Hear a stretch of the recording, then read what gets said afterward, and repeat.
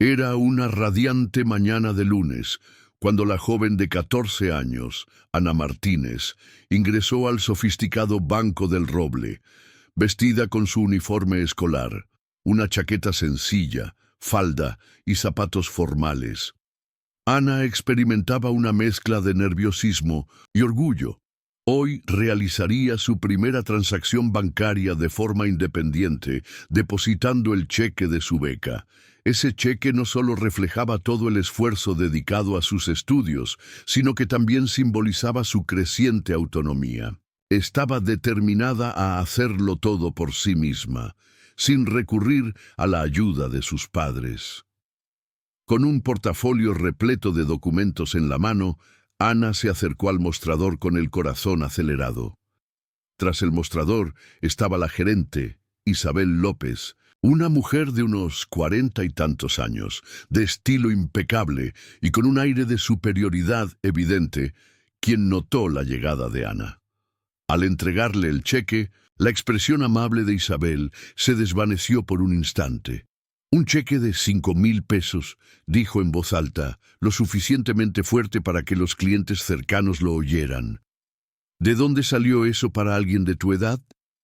Ana sintió que las mejillas le ardían, pero rápidamente recuperó la compostura. «Es mi beca por rendimiento académico», explicó con serenidad, aunque sus manos temblaban al presentar la carta de adjudicación y su credencial estudiantil. «Tengo toda la documentación aquí».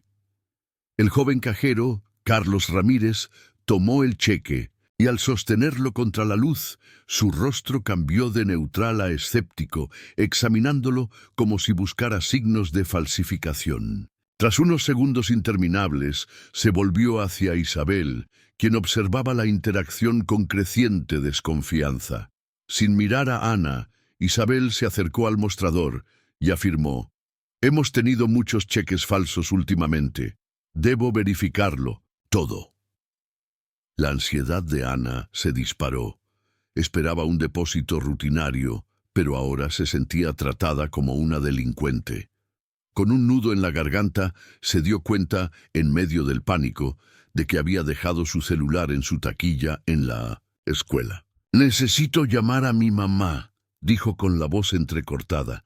«Ella me espera en casa y no tengo mi teléfono conmigo».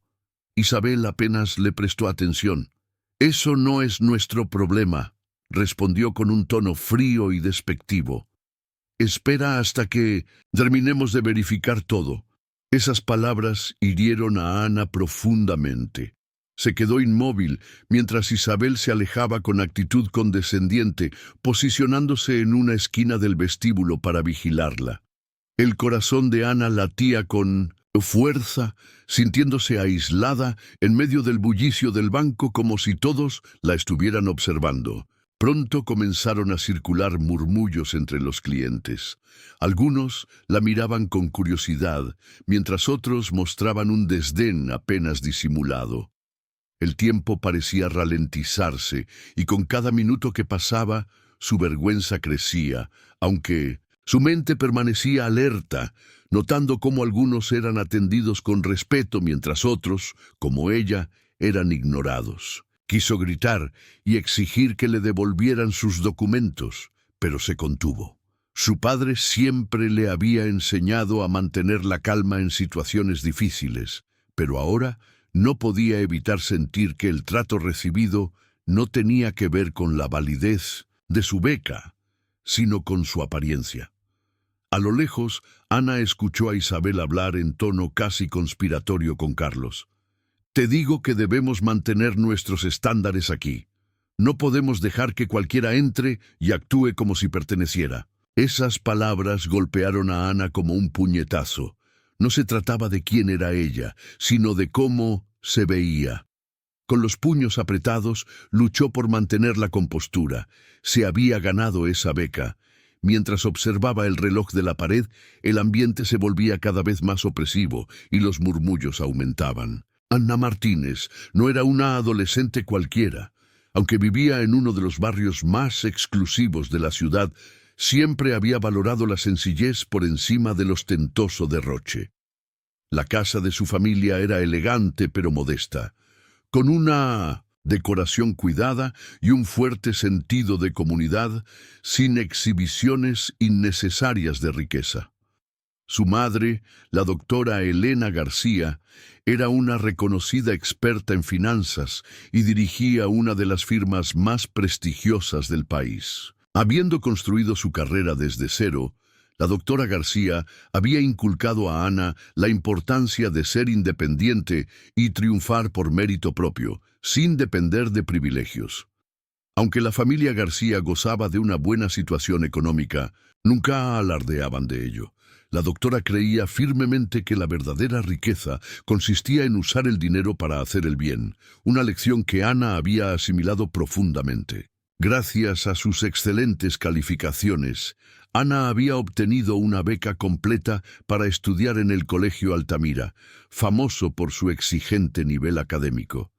Ese logro no le había sido regalado, lo había conseguido por su propio esfuerzo, no por el prestigio del nombre de su madre. Sus amigos admiraban cómo lograba combinar estudios, actividades extracurriculares y un trabajo a medio tiempo. Ana le encantaba ese desafío. Era su manera de demostrarse a sí misma y a los demás que podía lograrlo por sus propios medios. Su madre siempre la apoyaba, pero insistía en que Ana no tomara atajos. Quiero que tengas las mismas oportunidades, aunque los demás, pero también quiero que te mantengas firme por ti misma, solía decirle la doctora García. Decidir hacer el depósito sola era otro paso más en su camino hacia la independencia. A pesar de tener solo 14 años, Ana se sentía preparada para asumir responsabilidades de adulto. El cheque de la beca, fruto de tanto esfuerzo, representaba el comienzo de su madurez. Esa misma mañana, antes de salir de casa, había guardado cuidadosamente el cheque en su portafolio. Durante el desayuno, mientras su madre revisaba unos informes financieros, la doctora García se detuvo para preguntarle con voz cálida, pero preocupada. ¿Estás segura de que no quieres que te acompañe? Estoy bien, mamá, respondió Ana con una confianza serena. Ya tengo 14 años, es hora de aprender a hacerlo sola.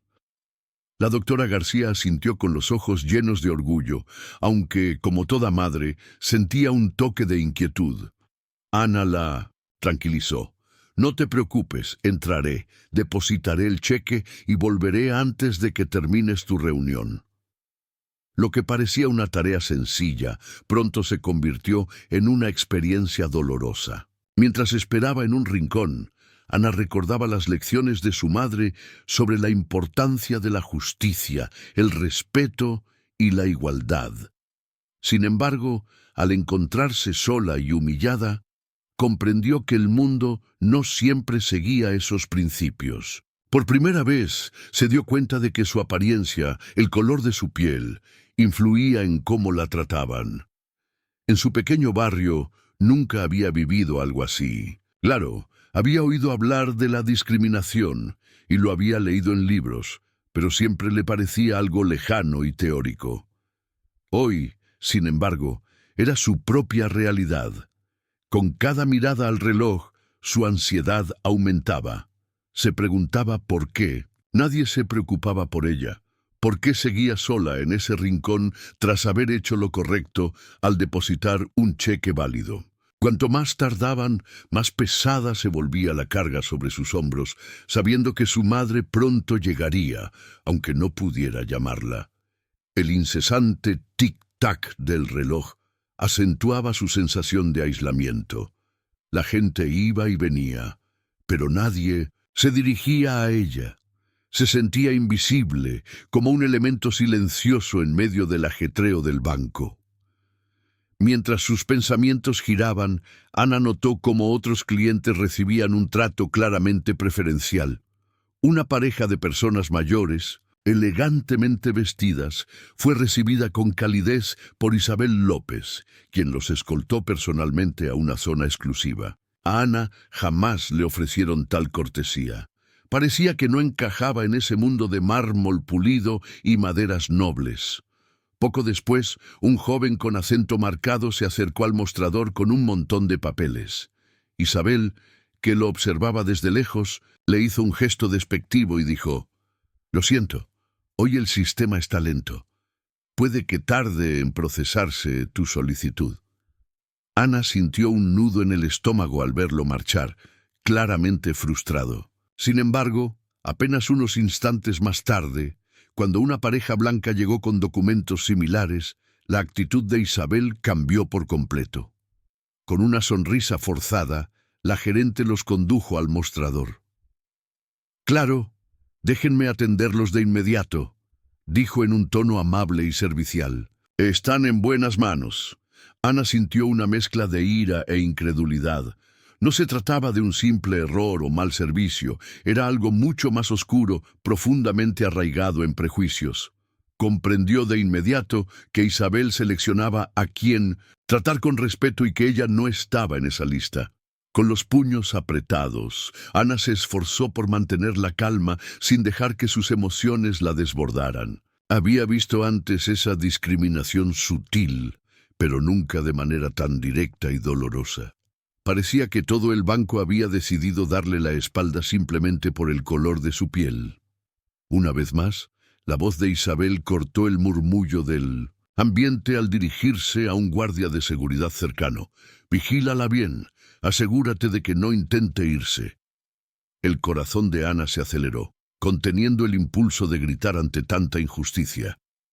En su lugar, se concentró en su respiración, intentando mantenerse serena y bloquear el dolor que amenazaba con abrumarla. Había aprendido a actuar con dignidad en momentos difíciles, pero hoy todo era diferente.